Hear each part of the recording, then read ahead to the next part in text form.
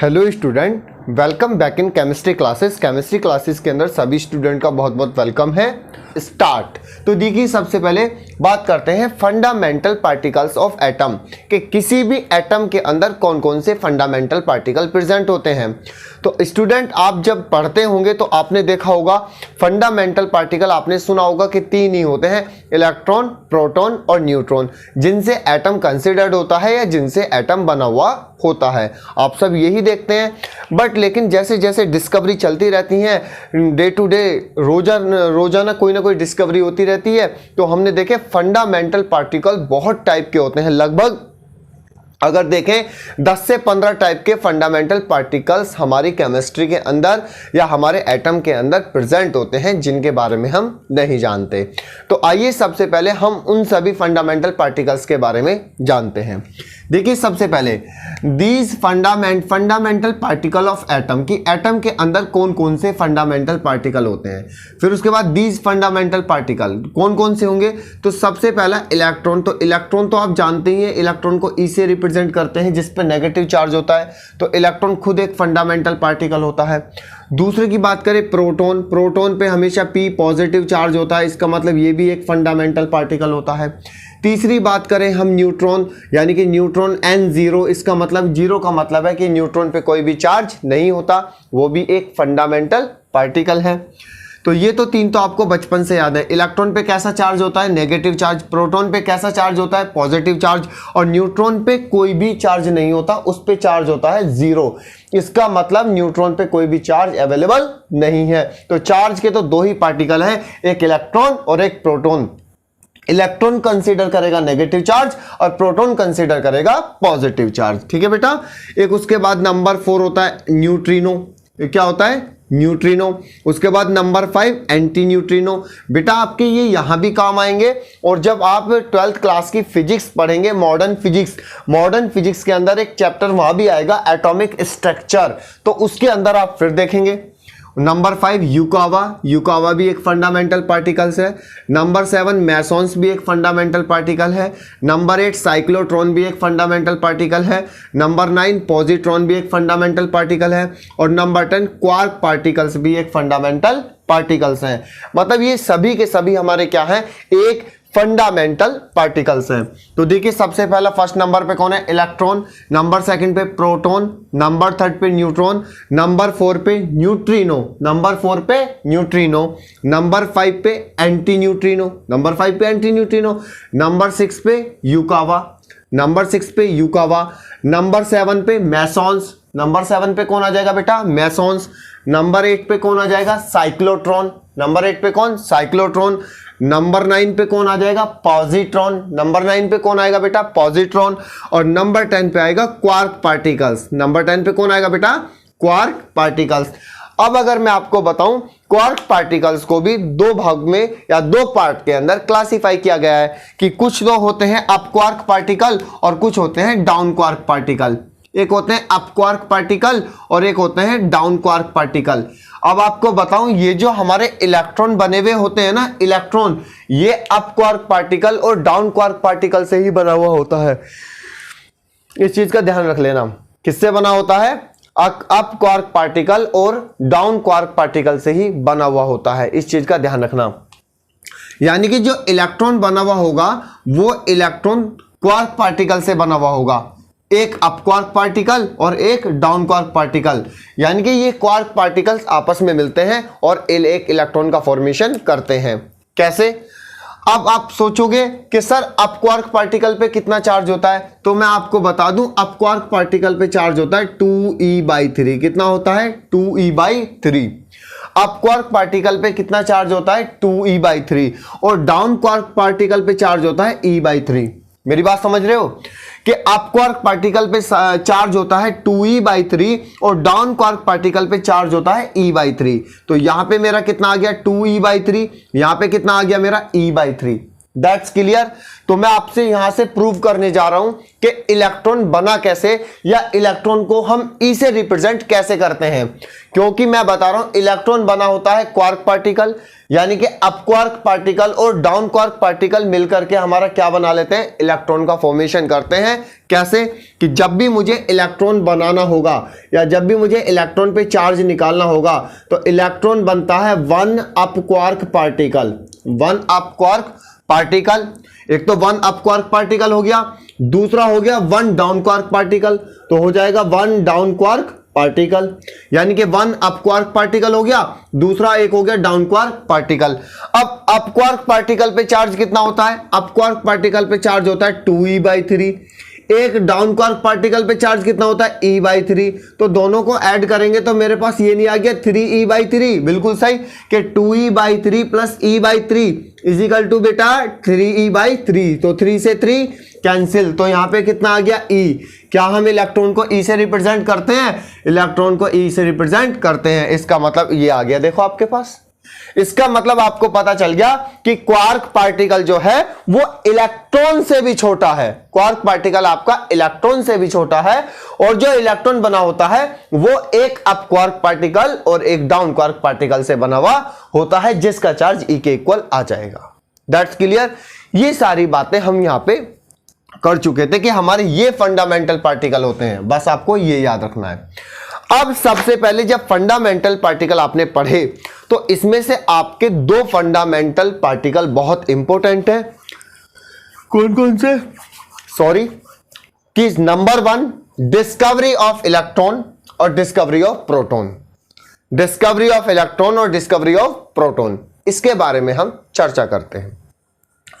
तो यानी कि जो हमारे फंडामेंटल पार्टिकल्स हैं उन फंडामेंटल पार्टिकल्स को अब हम पूरा एक्सप्लेन करेंगे, फुली एक्सप्लेन, और जिसके अंदर हेडिंग आ चुकी है डिस्कवरी ऑफ फंडामेंटल पार्टिकल। यानी कि अब हम इन ये जो फंडामेंटल पार्टिकल्स है ना, इनकी डिस्कवरी पढ़ेंगे, इनकी डिस्कवरी को देखेंगे कैसे, अब देखते हैं। अब जब फंडामेंटल पार्टिकल की हम डिस्कवरी को देखने जा रहे हैं तो सबसे पहला फंडामेंटल पार्टिकल उठा लिया मैंने, इलेक्ट्रॉन। इसका मतलब मैं इसको नाम दे सकता हूं डिस्कवरी ऑफ इलेक्ट्रॉन। क्या बोलेंगे हम इसको, डिस्कवरी ऑफ इलेक्ट्रॉन। यानी कि सबसे पहले डिस्कवरी ऑफ इलेक्ट्रॉन किसने की या किसने इसके बारे में बताया। देखो इसमें दो साइंटिस्ट हैं, डिस्कवरी ऑफ इलेक्ट्रॉन के बारे में दो साइंटिस्ट हैं। एक तो सबसे पहला आ जाएगा जेम्स चैडविक, एक आ जाएगा जेम्स चैडविक और एक आ जाएगा जूलियस पिल्कर। क्यों, अब दोनों साइंटिस्टों का कैसे रोल था कि जूलियस पिल्कर ने तो एक्सपेरिमेंटल सेटअप किया था और उसने कुछ बातें बताई थी, और उसी बातों को जेम्स चैडविक ने कुछ और तरीके से एक्सप्लेन करके उसको इलेक्ट्रॉन बता दिया। तो हम यही पढ़ते आते हैं discovery of electron by James Chadwick, पर लेकिन रियली में आप देखोगे discovery of experimentally cathode ray experiment by Julius Plucker, यानी कि जूलियस पिल्कर। तो अब इसके बारे में ही हम थोड़ा सा पढ़ते हैं। देखिए ये वाली थ्योरी, जब डिस्कवरी ऑफ फंडामेंटल पार्टिकल या डिस्कवरी ऑफ इलेक्ट्रॉन के बारे में आपसे पूछा जाए तब आपको अपनी स्कूल की कॉपी में उसको लिखना है। तो देखिए सबसे पहले कैसा, Julius Plucker was performing cathode ray experiment. ये बहुत इंपॉर्टेंट है कि जूलियस पिल्कर सबसे स्टार्टिंग में आए, जब हमारे फंडामेंटल पार्टिकल की डिस्कवरी होना शुरू हो गई तब जूलियस पिल्कर आए। उन्होंने सबसे पहले एक सेटअप तैयार किया जिसका नाम था cathode ray experiment. Cathode ray experiment, और ये जो कैथोड रे एक्सपेरिमेंट है ना, तो स्टार्टिंग में उस एक्सपेरिमेंट का नाम भी नहीं पता था, ये तो बाद में निकला था कि हम इसको कैथोड रे एक्सपेरिमेंट भी बोल सकते हैं। तो सुनिए, Julius Plucker was performing, Julius पिल्कर ने परफॉर्म किया था किस पे, cathode ray experiment in A discharge tube. एक ट्यूब ली थी उन्होंने, उसके अंदर ये एक्सपेरिमेंट सेटअप किया था। तो उन्होंने देखा ही रिपोर्टेड ए रेडिएशन अप्रोचिंग पॉजिटिव प्लेट, है ना, यानी कि उन्होंने देखा, उन्होंने इस चीज को कंक्लूजन निकाला, उन्होंने रिपोर्ट किया कि एक रेडिएशन या कुछ रेडिएशन जो पहुंच रही है वो पॉजिटिव प्लेट पे जा रही है। अब प्लेट दो टाइप की होती हैं, एक पॉजिटिव प्लेट और एक नेगेटिव प्लेट, इस चीज का ध्यान रखना। तो जब कैथोड रे एक्सपेरिमेंट, आपने अभी तक बचपन में एक चीज पढ़ी होगी कि पॉजिटिव प्लेट को कैथोड प्लेट बोलते हैं, जबकि नेगेटिव प्लेट को एनोड प्लेट बोलते हैं। जबकि कैथोड रे एक्सपेरिमेंट के अंदर ऐसा नहीं है, कैथोड रे एक्सपेरिमेंट के अंदर बिल्कुल उल्टा है। यहां कैथोड प्लेट को नेगेटिव प्लेट बोलेंगे और एनोड प्लेट को पॉजिटिव प्लेट बोलेंगे। इस चीज का ध्यान रखना। तो यहां पे सबसे पहले मेरा कौन सी प्लेट लगी, एनोड प्लेट लगी, और मैं एनोड प्लेट को पॉजिटिव प्लेट बोलूंगा, एनोड प्लेट को पॉजिटिव प्लेट, और यहां पे बोलूंगा cathode plate.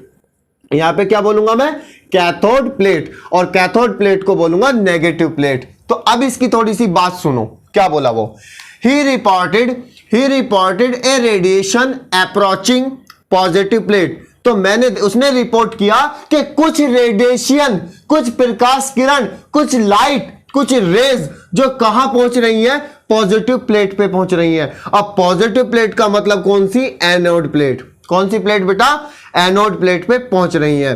He reported these radiation as a cathode ray. उन्होंने देखा, उन्होंने फिर यह बताया कि ये जो रे है ना, इनको हम कैथोड रे बोल सकते हैं। उन रे को हम क्या बोल सकते हैं, कैथोड रे बोल सकते हैं। And particle contain in this radiation, उस रेडिएशन के अंदर जो पार्टिकल्स हैं वो पार्टिकल्स होते हैं नेगेटिवली चार्ज। वो पार्टिकल कैसे होते हैं, नेगेटिवली चार्ज। तो नेगेटिवली चार्ज होते हैं जिनको हम नेगेट्रॉन्स नाम बोल सकते हैं, जिनको हम क्या बोल सकते हैं, नेगेट्रॉन नाम बोल सकते हैं। तो यहां तक का जो काम किया था, यह काम किया था जूलियस पिल्कर ने। मैं सारी अब कहानी एक बार आपको सिंपल वे में बता दूं, क्योंकि थोड़ी तो आपको समझ में आया होगा कि Julius Plucker was performing cathode ray experiment, कि जब जूलियस पिल्कर एक कैथोड रे एक्सपेरिमेंट करते हैं एक डिस्चार्ज ट्यूब के अंदर, ही रिपोर्टेड ए रेडिएशन अप्रोचिंग पॉजिटिव प्लेट। तो उन्होंने रिपोर्ट किया कि कुछ रेडिएशन जो है वो पॉजिटिव प्लेट की तरफ जा रही है। इसका मतलब नेगेटिव प्लेट से पॉजिटिव प्लेट, यानी कि पॉजिटिव प्लेट कौन सी होती है, एनोड प्लेट। तो कैथोड प्लेट कैसी हो गई, नेगेटिव प्लेट, यानी कि नेगेटिव प्लेट से निकल करके पॉजिटिव प्लेट तक जा रही है। और बोला जो ये रेडिएशन जा रही है इनके अंदर कुछ नेगेटिव पार्टिकल्स होते हैं, इनके अंदर कुछ क्या होता है, नेगेटिव पार्टिकल्स होते हैं। तो उन नेगेटिव पार्टिकल्स को नाम दे दिया नेगेट्रॉन। इतना कहने के बाद जूलियस पिल्कर वहां से चले गए। जैसे ही आगे डिस्कवरी हुई तो आए जेम्स चैडविक, और जेम्स चैडविक ने कुछ नहीं कहा, इसकी सारी थ्योरी को पढ़ करके नेगेट्रॉन को नाम बदल करके दे दिया इलेक्ट्रॉन, यानी कि उन नेगेट्रॉन को ही बाद में क्या बोल दिया गया, इलेक्ट्रॉन बोल दिया गया। कुछ बात समझ में आई? इसको मैं डायग्राम से आपको समझाऊंगा, फिर आप और एक्सपेरिमेंट करते हैं। इसे नोट डाउन कीजिएगा पहले फटाफट। तो बेटा अब हम जूलियस पिल्कर के थ्रू जो दिया गया है कैथोड रे एक्सपेरिमेंट, वो हम स्टार्ट करते हैं, उसको एक्सप्लेन करते हैं।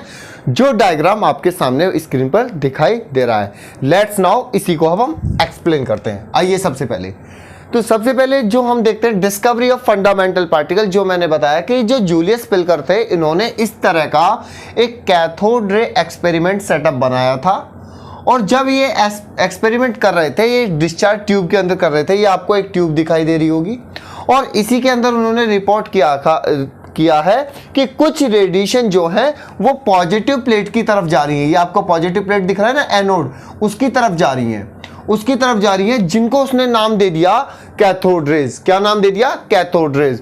और बताया कि इन कैथोड रेज के अंदर छोटे छोटे से एक फंडामेंटल पार्टिकल, जहां पे मैं राउंड कर रहा हूं ना, इस तरह के फंडामेंटल पार्टिकल्स आपको दिखाई दे रहे हैं, जिनको नेगेट्रॉन नाम दे दिया। ये काम किया था जूलियस पिल्कर ने। और बाद में ही हमारे कौन से साइंटिस्ट आए थे, कौन से, सबसे पहले जे थॉमसन, और इस तरह से चला था उन्होंने।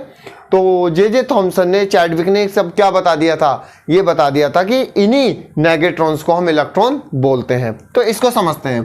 तो जूलियस पिल्कर ने क्या किया था, सबसे पहले एक डिस्चार्ज ट्यूब ली थी, मतलब ऐसी ट्यूब जिसके अंदर कोई भी गैस ना भरी गई हो। डिस्चार्ज ट्यूब का मतलब होता है बेटा जिसके अंदर कोई भी गैस ना फिल की गई हो। तो ये जो आपको ब्लैक कलर की एक ट्यूब दिखाई दे रही है, इसके अंदर कहीं भी कोई गैस नहीं भरी गई थी, बस जब इस ट्यूब को लिया तो सबसे पहले मैंने कुछ नहीं किया, इसके अंदर एक वैक्यूम पंप लगाया। आपको ये वैक्यूम पंप दिखाई दे रहा है, ये वैक्यूम पंप लगाया और उस वैक्यूम पंप के थ्रू मैंने इस डिस्चार्ज ट्यूब के अंदर एक प्रेशर क्रिएट किया, जो प्रेशर था 10 की पावर 3 पास्कल। और 10 की पावर 3 पास्कल जो प्रेशर होता है वो बहुत हाई होता है बेटा। 10 की पावर 3 पास्कल जो होता है वो प्रेशर जो होता है बहुत ज्यादा हाई होता है। तो इसका मतलब इन्होंने क्या किया कि सब जूलियस पिल्कर ने एक डिस्चार्ज ट्यूब को लिया, उसके अंदर एक वैक्यूम पंप लगाया और वैक्यूम पंप के थ्रू इसके अंदर, इस ट्यूब के अंदर 10 की पावर 3 पास्कल प्रेशर जनरेट कर दिया। 10 की पावर 3 पास्कल प्रेशर जनरेट कर दिया। जब इतना प्रेशर जनरेट हो गया, जनरेट होने के बाद मैंने क्या किया, आपके पास 2 प्लेट ली, एक प्लेट कैथोड प्लेट, एक प्लेट एनोड प्लेट। इस एक्सपेरिमेंट में या हम केमिस्ट्री के अंदर आपको इलेक्ट्रोकेमिकल सीरीज पढ़ाएंगे जिसके अंदर दो, एक तो गैल्वेनिक सेल होती है, एक इलेक्ट्रोकेमिकल सेल होती है। तो जो गैल्वेनिक सेल होती है ना, उसके अंदर कैथोड प्लेट को नेगेटिव प्लेट बोलते हैं और एनोड प्लेट को पॉजिटिव प्लेट। तो उसी के अकॉर्डिंग मैं आपको बता रहा हूं कि कैथोड प्लेट को तो बेटा हम नेगेटिव प्लेट बोलते हैं और एनोड प्लेट को हम पॉजिटिव प्लेट बोलते हैं। तो ये भी मैंने बात बता दी कि सबसे पहले ट्यूब लिया, ट्यूब लेने के बाद वैक्यूम पंप लगाया, वैक्यूम पंप के अंदर 10 की पावर 3 पास्कल प्रेशर जनरेट किया, उसके बाद 2 प्लेट लगाई। फर्स्ट पे लगाई कैथोड प्लेट जिसे बोलते हैं नेगेटिव प्लेट, उसके बाद लगाई पॉजिटिव प्लेट जिसको बोलते हैं एनोड प्लेट, जिसको बोलते हैं एनोड प्लेट। अब एनोड प्लेट लगाने के बाद मैंने इन प्लेट को एक वायरिंग के थ्रू हाई वोल्टेज बैटरी से कनेक्ट कर दिया। क्या कर दिया? हाई वोल्टेज बैटरी के थ्रू कनेक्ट कर दिया गया है। मतलब इस पूरे सिस्टम को क्या किया, इस पूरे सिस्टम को हमने हाई वोल्टेज बैटरी से कनेक्ट किया, यानी कि कितना 10,000 वोल्ट से, कितना 10,000 वोल्ट से, यानी कि हाई वोल्टेज से कनेक्ट किया। अब हाई वोल्टेज यानी कि 10,000 वोल्ट का करंट तो बेटा बहुत हाई होता है, कनेक्ट करके रख दिया। और करंट का फ्लो आपको पता है कि पॉजिटिव प्लेट से लेकर के नेगेटिव प्लेट की तरफ होता है। ठीक है, ये सारा सेटअप मैंने बना लिया। पूरा सेटअप बनाने के बाद मैंने बैटरी का स्विच ऑन किया, बैटरी का स्विच ऑन किया। तो जैसे ही बैटरी का स्विच ऑन किया तो यहां से आई इलेक्ट्रिक करंट निकलना शुरू हो गया। यहां से आई इलेक्ट्रिक करंट निकलता जा रहा है, आई इलेक्ट्रिक करंट निकलता जा रहा है।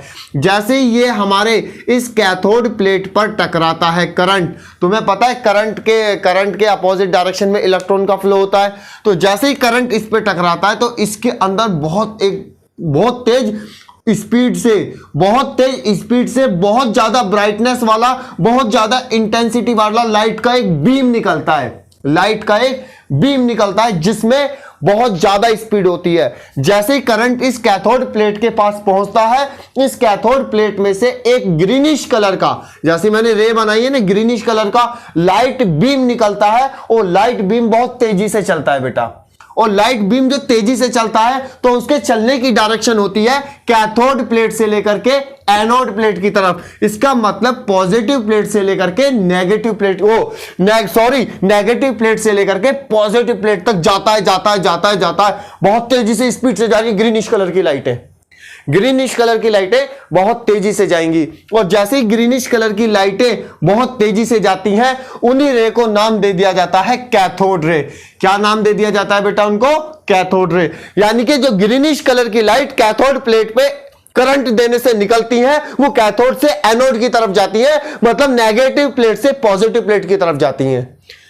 और उन्हीं रे को नाम क्या दे दिया बेटा हमने? Cathode ray. क्योंकि कैथोड प्लेट से निकल रही है ना रे, तो उनको नाम क्या दे दिया? Cathode ray. और ये कैथोड रे आपको डायग्राम में ग्रीनिश कलर का बनता हुआ दिखाई दे रहा होगा। और उसी के अंदर उसने बोला कि ये जो कैथोड रे जाती है ना, इसके अंदर छोटे छोटे पार्टिकल्स भी होते हैं। मतलब ये जो रे बनी होती है ना, ये पार्टिकल्स की बनी होती है। यानी कि ये जो कैथोड रे चल रही है ना, ये कैथोड रे भी पार्टिकल्स का ही बना हुआ है, ये पार्टिकल्स की ही होती है। और ये जो पार्टिकल्स की होती है ना, उन पार्टिकल्स को नाम दे दिया जाता है नेगेट्रॉन्स। उन पार्टिकल को नाम दे दिया जाता है नेगेट्रॉन्स। इतना काम करके चले गए थे जूलियस पिल्कर। समझ में आया? उन पार्टिकल्स को क्या नाम दे दिया बेटा? उन पार्टिकल्स को नाम दे दिया नेगेट्रॉन्स। यानी कि इतना काम हमारा जूलियस पिल्कर ने करा। बाद में आराम से आते हैं जेम्स चैडविक, जिन्होंने इलेक्ट्रॉन की डिस्कवरी करी और आके उन्होंने बता दिया कि भाई ये जो नेगेट्रॉन्स है ना इनको हम इलेक्ट्रॉन्स भी बोलते हैं। तो यानी कि कैथोड रे एक्सपेरिमेंट में जिन फंडामेंटल पार्टिकल को कैथोड रे के अंदर देखा गया था, जूलियस पिल्कर उसको नेगेट्रॉन बोल रहे थे, और आगे जेम्स चैडविक ने क्या बोल दिया, जेम्स चैडविक ने आके उनको इलेक्ट्रॉन नाम दे दिया। उनको इलेक्ट्रॉन्स बोलते हैं, बाद में उन्हें इलेक्ट्रॉन्स नाम दे दिया गया। यह था आपका कैथोड रे एक्सपेरिमेंट। आपको यह लिखना है और लिखने के बाद यह डायग्राम सेटअप करना है, और आपका यहीं जाकर के पूरा कैथोड रे एक्सपेरिमेंट सेटअप हो जाता है। मैंने क्या बताया, एक डिस्चार्ज ट्यूब ले ली, डिस्चार्ज ट्यूब के अंदर एक वैक्यूम पंप लगाया, वैक्यूम पंप से अंदर प्रेशर जनरेट करा, कितना 10 की पावर 3 पास्कल, जो प्रेशर बहुत ज्यादा था, ज्यादा प्रेशर ज्यादा इलेक्ट्रिक करंट, टेम्परेचर कम।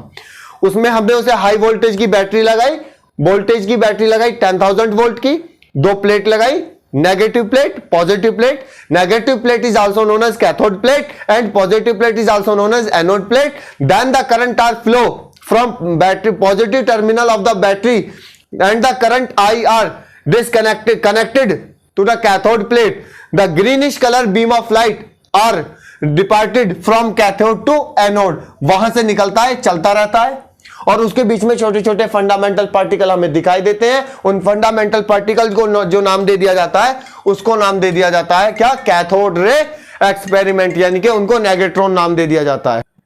तो बाद में उन फंडामेंटल पार्टिकल्स को क्या नाम दे दिया गया, इलेक्ट्रॉन दे दिया गया। आपको जब कैथोड रे एक्सपेरिमेंट पूरा एक्सप्लेन करोगे तो पहले आपको ये लिखना है, उसके बाद ये डायग्राम सेटअप करना है, ठीक है ना।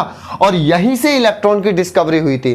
तो अगर आपसे पूछा है कि कैथोड रे एक्सपेरिमेंट किसने किया, तो कैथोड रे एक्सपेरिमेंट किया था जूलियस पिल्कर ने, बट लेकिन अगर आपसे डिस्कवरी ऑफ इलेक्ट्रॉन तो आप क्या बताओगे, जेम्स चैडविक ने। क्लियर, आप इसे नोट डाउन कीजिए, इससे आगे हम फिर स्टार्ट करते हैं। तो बेटा अब हम इस एक्सपेरिमेंट के बाद जो हमारी कैथोड रे की डिस्कवरी हो गई थी, या हमारे नेगेट्रॉन की डिस्कवरी हो चुकी थी, या जिसको हमने इलेक्ट्रॉन नाम दे दिया था, तो अब वो जो कैथोड रे जनरेट होती हैं उनकी क्या क्या प्रॉपर्टी होती है उनके बारे में हमें डिस्कस करना है। एक एक करते प्रॉपर्टीज को डिस्कस करेंगे। नंबर 1, सबसे पहला कि कैथोड रेज, बहुत आसान है बेटा, स्कूल में पूछा जाता है, कैथोड रे प्रोड्यूस्ड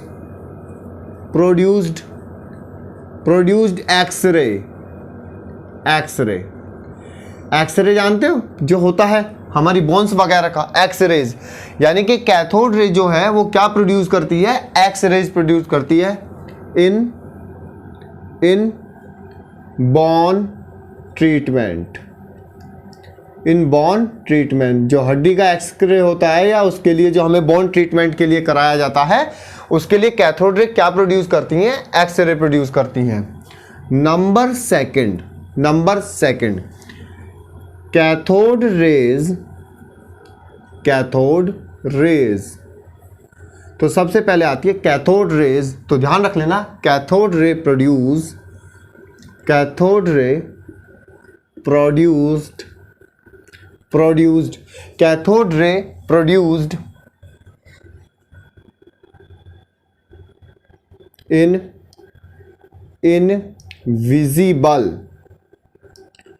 इनविजिबल रे and independent in nature। Independent in nature के अंदर कैसी होती है, इंडिपेंडेंट होती है, किसी पे भी डिपेंड नहीं करती। आई बात समझ में। तो कैथोड, और आपको पता है कि कैथोड रे के अंदर आप क्या ढूंढते थे, कैथोड रे के अंदर एक छोटे छोटे पार्टिकल्स मिलते थे जिनको नेगेट्रॉन नाम दे दिया, जिनको क्या नाम दे दिया बेटा, नेगेट्रॉन्स, और बाद में उन नेगेट्रॉन्स को ही क्या नाम दे दिया बेटा, मैंने इलेक्ट्रॉन्स नाम दे दिया। दैट्स क्लियर, सारी बातें इसके अंदर क्लियर हो चुकी हैं। उसके बाद नंबर थर्ड सारी बातें पता चल गई। नंबर 3 के बाद हम यहाँ बात करेंगे cathode ray produce in invisible रे एंड इंडिपेंडेंट इन नेचर। जैसे कैथोड रे हमारा जो होता है वो नेगेट्रॉन्स होता है, जिसको हमने इलेक्ट्रॉन भी बोल दिया, बिल्कुल सही। अगर मैं यहाँ पे E/m का ratio, the ratio of ratio of charge by mass, charge by mass मतलब कैथोड रे का चार्ज बाय मास का रेशो, यानी कि इसको हम चार्ज, एक इलेक्ट्रॉन का चार्ज m, इलेक्ट्रॉन का mass m, E by M ratio भी बोल सकते हैं, जिसकी वैल्यू इलेक्ट्रॉन के चार्ज की वैल्यू 1.6 इंटू 10 की पावर माइनस 19 अपॉन यहाँ पे कितना 9.1 इंटू 10 की पावर माइनस 31 किलोग्राम। यहाँ से आप डिवाइड करके देख लीजिए बेटा, पॉइंट से पॉइंट हटाओ तो यहाँ पे कितना बच गया 1.6 अपॉन यहाँ पे 16 अपॉन 91 10 की पावर माइनस 19 और नीचे चला 10 की पावर माइनस 31। अभी तो डिवाइड कर लेते हैं, तो यहाँ बेटा 0.0160 91 भैया 91 बन जा 91, तो कितना बचा 70 बचा, मतलब 69 बचा। अब 69 में पॉइंट लगाओ तो 0 हो जाएगा, तो यानी 9 6 54, 9 6 54 यानी कि 0.7 यानी कि 0.175 इंटू 10 की पावर माइनस 19 और यहाँ पे कैरी करेंगे 10 की पावर माइनस 31 प्लस में चला जाएगा, तो लगभग यहाँ देखेंगे हम 0.175 इंटू 10 की पावर माइनस 19 इंटू 10 की पावर 31। अब इनको देखेंगे तो बेटा क्या करेंगे 0.175, अब 10 की पावर माइनस 19 और 10 की पावर 31, तो कैलकुलेट करके देखेंगे तो कितना बचेगा, 10 की पावर मेरे हिसाब से 12 बचेगा। उसके बाद अगर मैं इसको चलाऊंगा तो 1.75 इंटू 10 की पावर कितना बचेगा, 10 की पावर 11 बचेगा। यानी कि इलेक्ट्रॉन का कैथोड रेज, जो हमारी कैथोड रेज आती हैं, उन कैथोड रेज, देखो कैथोड रेज के E बाई एम का रेशो, यानी कि कैथोड रेज के अंदर इलेक्ट्रॉन होते हैं और उन इलेक्ट्रॉन का E बाई एम का रेशो कितना आ जाएगा 1.75 इंटू 10 की पावर 11। इसकी कोई यानी कि यूनिट भी लगाना चाहो तो कूलाम पर किलोग्राम, अगर आप इसकी यूनिट भी लगाना चाहोगे तो कूलाम पर किलोग्राम। इस तरीके से हम निकाल सकते हैं प्रॉपर्टीज़ को।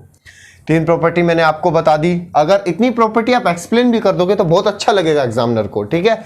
इसी तरीके से एक्सप्लेन करनी होती है। नंबर 4, जो हमारी कैथोड रेज होती हैं, इधर देखना बेटा, कैथोड रेज होती हैं, वो कैथोड रेज हमारा क्या करती हैं, इलेक्ट्रिक फील्ड भी जनरेट करती हैं और मैग्नेटिक फील्ड भी जनरेट करती हैं। तो यहाँ लिखेंगे, तो यहाँ पे देखो कैथोड रेज हमारा इलेक्ट्रिक फील्ड भी जनरेट करेगी, कैथोड रेज हमारा इलेक्ट्रिक फील्ड भी जनरेट करेगी, और साथ में दूसरा एक फील्ड होता है जिसे बोलते हैं मैग्नेटिक फील्ड। तो इलेक्ट्रिक फील्ड भी जनरेट होगा और साथ में मैग्नेटिक फील्ड भी जनरेट होगा। जब इलेक्ट्रिक फील्ड और मैग्नेटिक फील्ड दोनों जनरेट करते हैं तो उसका जो पैथ होता है, कैथोड रेज का जो पैथ होता है वो पैराबोलिक होता है। कैसा होता है बेटा,